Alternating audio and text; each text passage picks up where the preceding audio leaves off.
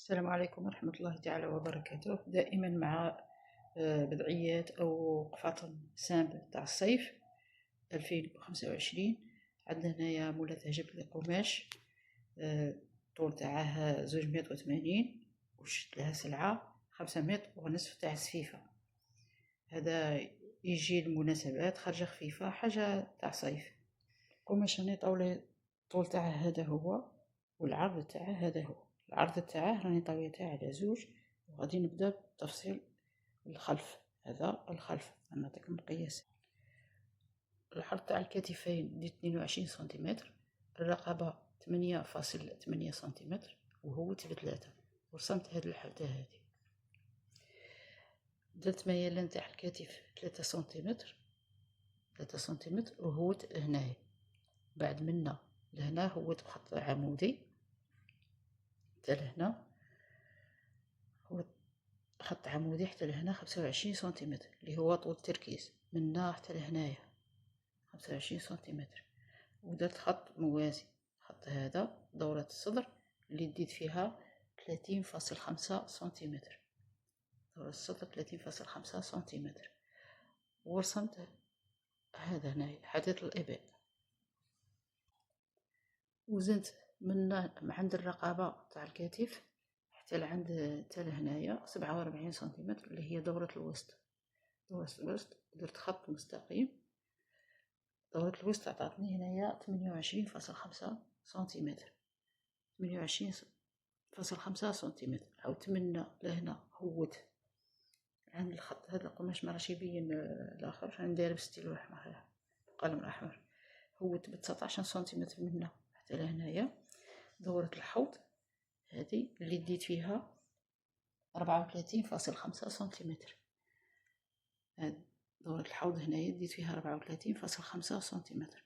والطول الكلي تاع القفطان هذا من عند منا حتى لتحت كاع ديت 1.46 سنتيمتر. هذا الخلف مطابق مع الامام. الخلف على راه على 2 وجهه مبلعه منا، وهذا الامام جهه مفتوحه منا. ها هي قلعت فصلت عليه كاع جلال والطول وكل شيء. كي جات هنا في عند الرقبه فصلت الرقبه، ديت منا حتى لهنا 24 سنتيمتر هكذا بوزنتها هكا خط مائل 24 سنتيمتر، وفصلتها هكا. قلعت 1.5 سنتيمتر من عند الكتف، و1.5 من عند التركيز منه.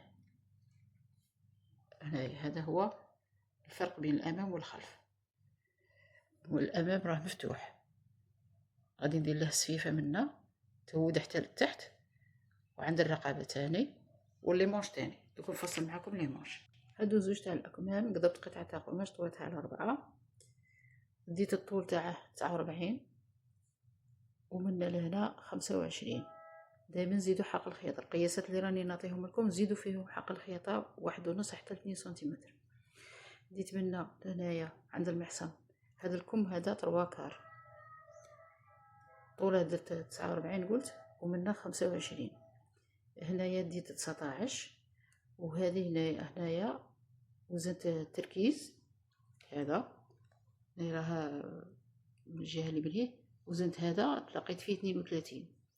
هي ديت 32 درتها من 32 قسمتها على 4، عاود هذه على 4، وعاود درت على شكل اس. طلعت منها ب1.5 وهبط منها ب1، ورسمت هذه على شكل اس. هذه هنا. وقلعت باش نميز الامام على الخلف. قلعت 1 سنتيمتر، قضبت جهه تاع 2، قضبت 2 كيما هكا. ها هو راني حلاته، قضبت حليت لكم ودي قلعت من هاد الجهه منا 1 سنتيمتر، وعلمته بكرين هنايا. ها هي هذا الجهه الاماميه من جهه خيط، هذا يجي في الامام وهذا يجي في الظهر. هذا كيما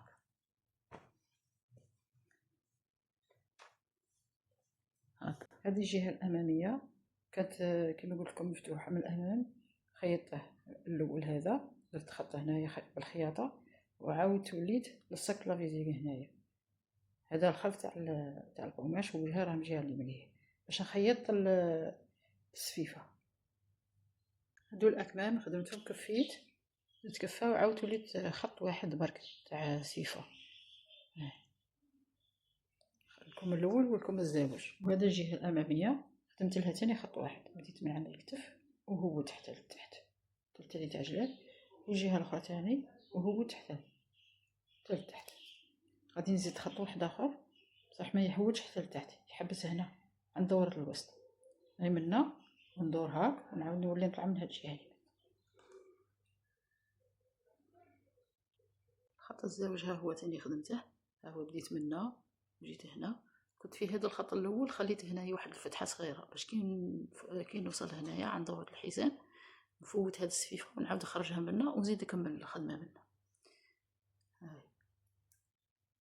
خيطت هنا الكتفين، خيطتها منا ومنا، شدت حطيت الاولى الظهر، هذا التحتاني الظهر، وهذا الامام، وهذه هذيك شغل ديبلو للظهر باش ما تبانش الدفويات هنا تاع الخياطه. خيطتها هكذا، خيطتها منا وهي هنايا وفتها هاك على الرقبه حتى هنا وكملت عند الكتف. كي كملتها عاود درت كرينات هنايا هما مفتوحين هنايا فتحات صغار باش كي نقلب تجيني سهله، وغادي نقلب كيما هكذا ما يبقاش الدفويات هنا يبانو هكذا.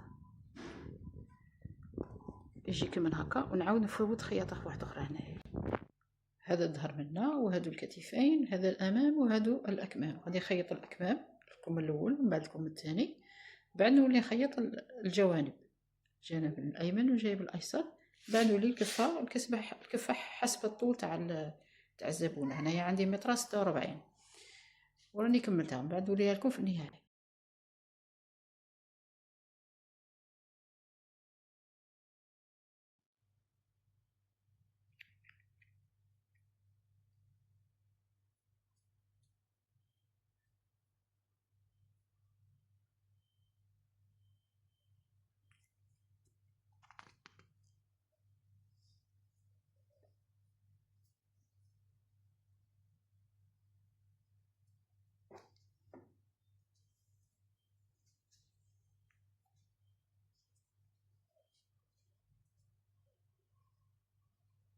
هاي البدعية راني وجدتها كملت صحت ولاتها، جات شابة، الألوان متناسقة، سفيفة ألوان سفيفة مع الألوان اللون اللي موجود هنايا مع هذا هنايا. عندها ليماج طواكر، طواكر أرات عريضة من البعض، كلوش من تحت، كتانها بارد، كتان بارد.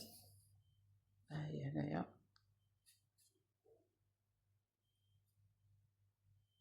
نتمنى تكونوا استفدتوا من الفيديو، والسلام عليكم ورحمة الله تعالى وبركاته. وما تنساونيش دائما بالاشتراك واللايك والجيم والبارتاج، والسلام ورحمة الله تعالى وبركاته.